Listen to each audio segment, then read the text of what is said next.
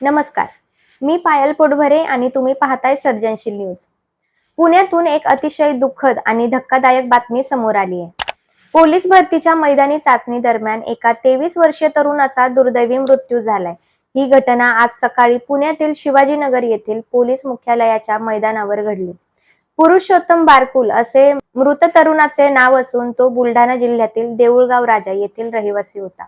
मिळालेल्या माहितीनुसार पुणे शहर पोलीस दलाची भरती प्रक्रिया सध्या सुरू असून उमेदवारांची मैदानी चाचणी घेतली जात आहे.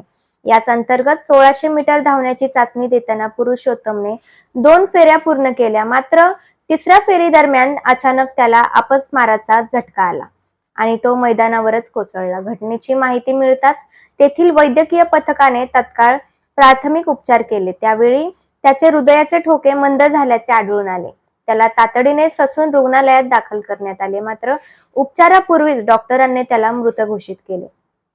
पोलीस होण्याचे स्वप्न पाहणाऱ्या या तरुणाचा अशा प्रकारे मृत्यू झाल्याने सर्वत्र हळहळ व्यक्त केली जात आहे.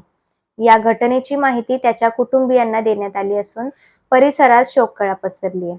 दरम्यान या घटनेनंतर भरती प्रक्रियेदरम्यान उमेदवारांच्या आरोग्य तपासणी आणि सुरक्षेबाबत प्रश्न उपस्थित केला जात आहे. अधिक माहितीसाठी पाहत रहा सर्जनशील न्यूज. धन्यवाद.